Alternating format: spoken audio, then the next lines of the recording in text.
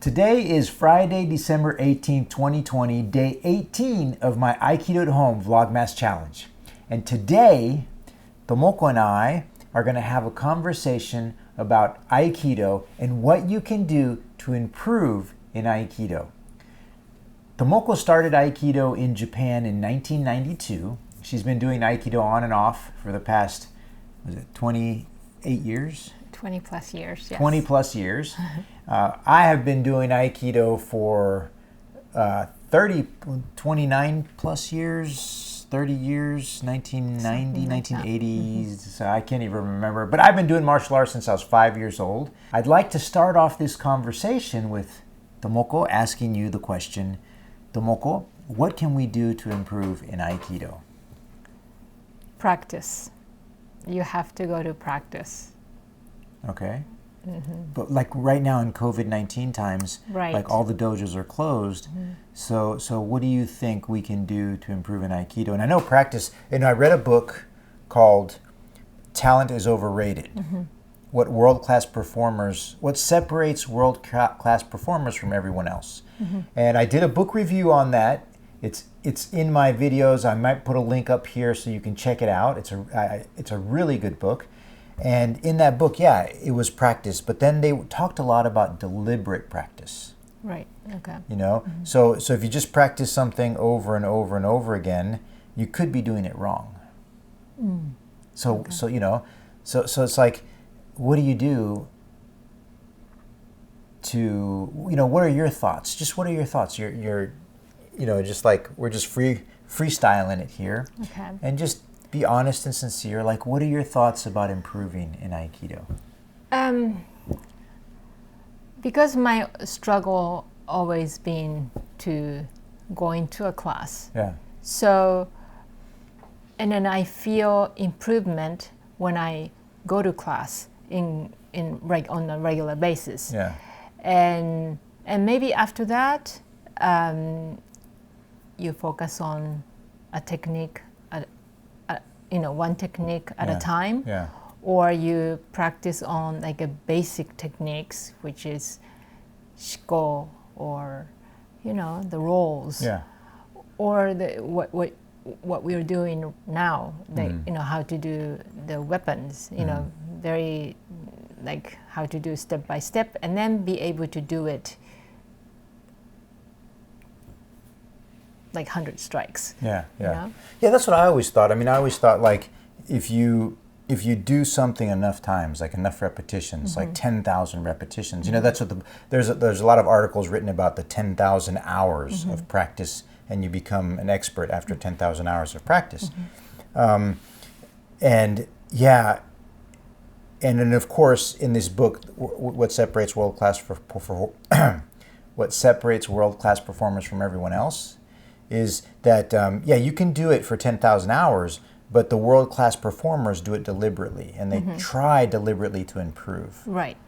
So, like you started filming me a few days ago, and to my surprise, I thought I was doing strikes just like you, but on the screen, my form looked pretty bad. Like I wasn't turning my hips, or I wasn't stepping in the right way, or I could see it. So maybe filming yourself, that's a good thing. These days, just to film yourself with ask somebody to film you something, and then like I come to you and I humbly ask you to advise me, mm-hmm. What can I do? How can I fix my form so I get better? Mm-hmm. That's a great point though, filming yourself and then looking at yourself, and then you can see your own mistakes, mm-hmm. right? And then you can try to improve.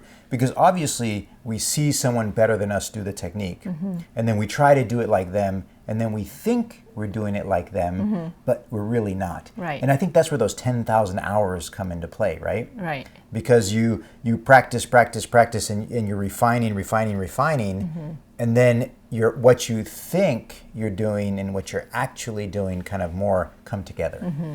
right? Right. Yeah, I remember when I was a little kid, mm-hmm. And I remember the teacher, I was learning how to write cursive. And the teacher wrote on the board and she goes, Erik, write it like this. And I wrote it like that. And I actually thought it looked just like it was on the board. And she's like, no. And I said, it looks just, I would look down at my handwriting and I'd look up at the board and to me it looked exactly the same, but it wasn't, right? So we all have that dilemma, right? And then so getting better at Aikido is really deliberately trying to get better. And then, yeah, it's good to have a coach. I mean, I remember, one of the reasons I went to Tokyo to train in Aikido because I really, really wanted to get better. And then, that's one thing I'd like to talk about because a lot of people want to know, what's the difference between America and Japan? And I think one of the major differences that I experienced was that in Japan, when I trained with somebody, I was training with somebody on the mat that had been doing Aikido for 40 plus years, right? So where here in America, you've got an instructor that's been doing Aikido for maybe 10 or 20 years and is teaching, where in Japan, you have a student of Aikido that's been a student for 40 plus years and they're still training on the mat. And then I went there and I got to train with them for hours and hours and hours, which was a huge difference between America and Japan. I mean, huge. I mean, nowadays there's probably, this was 20 years ago. So 20 years ago is different. Nowadays there probably are people, a lot of people that have been doing Aikido 30 plus years that are still training on the mat. But I think it's over there in Japan, it was just everybody. There's very few beginners, and there was a lot of very experienced people. Yeah, I have never been to the Hombu Dojo. Yeah.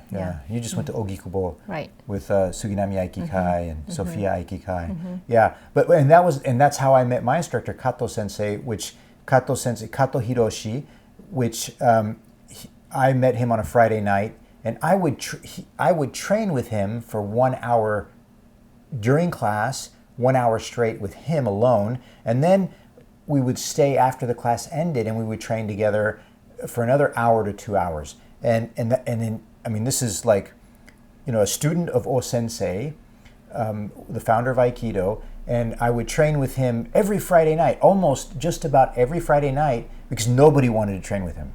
Like everybody was scared of him. He would like sit down. I remember one day this guy came up to me, this American guy, huge guy, and he just came up. He says, "Man, are you crazy training with that guy?" He picked me up by the neck and slammed me down. And this is a 300-pound guy. This is a huge American guy, 6'4". He's big, and he's like, "Are you crazy?" But yeah, I really, really, really wanted to learn. And like almost every Friday night, I was training 1 hour with a student of the founder of Aikido. He wasn't teaching class. Kishomaru Ueshiba was usually teaching that class. And then I think that's the huge difference. So I think wanting to get better at Aikido is, nowadays with COVID-19, it's a little hard to do, but putting yourself in that environment with very experienced people, very experienced senpais, and it's almost as if you got that apprentice relationship and you're learning from them. But if you can't do that, can you still get better? What do you think? That's the big question. Can you get better watching a video? That's a good question. What do you think?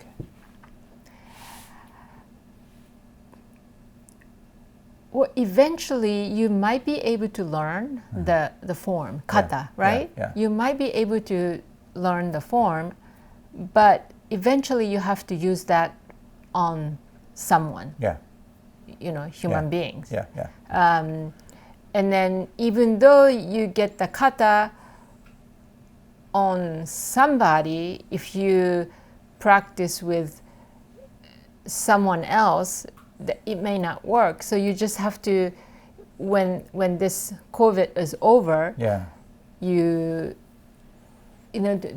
right now it's a trying time. So we do whatever we can do. We can do kata, we can do just, strike by yourself. And then when this thing is over, you have to go to the dojo and then train with people. But you, I agree with you, but I also believe that, I really believe that you can get good from watching a video. but it's very individually based, right? Like you've got to have talent.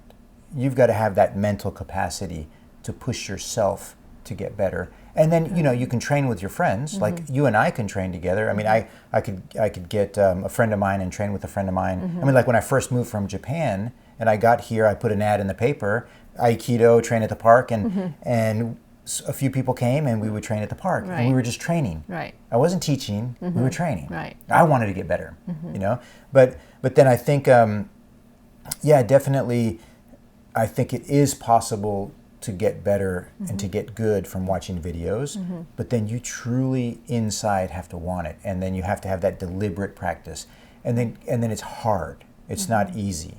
It's easier to have guidance. Like I had it the easy way.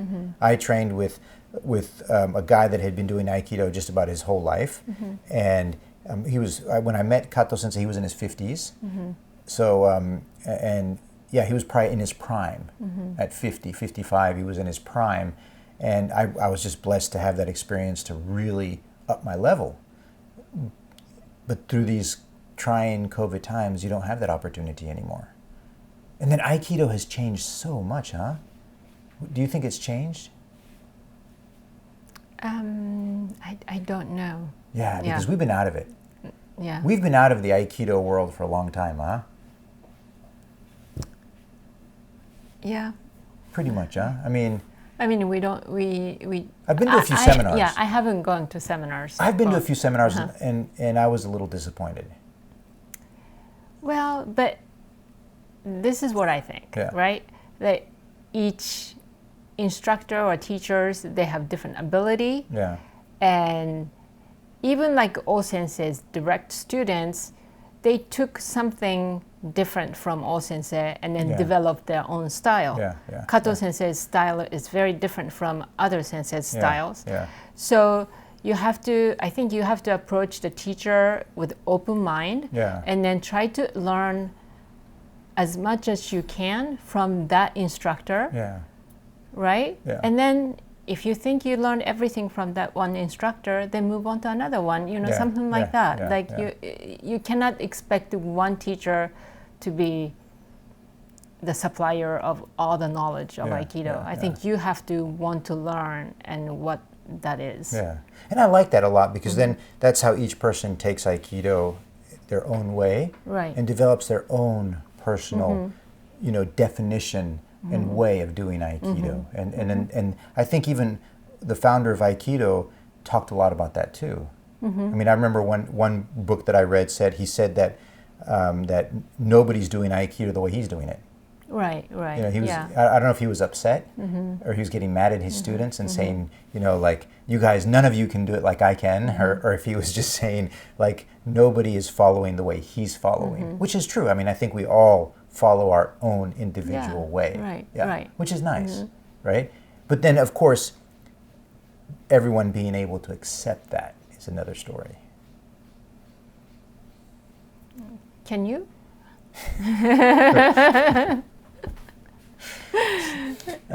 Well, thank you so much, Tomoko, for that. I mean, I think we've had a great conversation here, and then for you guys that are at home trying to learn Aikido, even for you guys that are at dojos training, everybody thinks the same thing. How do I improve? How do I get better? That's something I constantly think about every day. Is how can I improve my Aikido? And that keeps me, as a teacher, that keeps me training.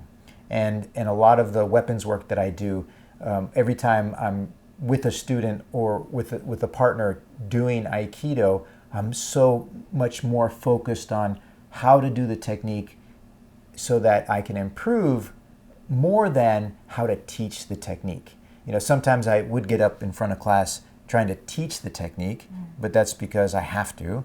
But then when I'm demonstrating the technique, a lot of times I'm more geared towards trying to improve my technique. That's my opportunity. That's my chance to try to improve, to train, instead of trying to show you how to do it. Well, guys, I think that covers it for today. We're not doing any strikes today. We were going to do strikes, but then we were going to go outside and do some Joe, but then the weather just turned and it started to rain. It was beautiful this morning. We should have done it this morning. But the weather turned and it started raining, and we decided just to have this nice little conversation. Thank you. Thanks. Okay, guys, I'll see you tomorrow, day 19, and hopefully we will get down to do some strikes and improve our Aikido at home.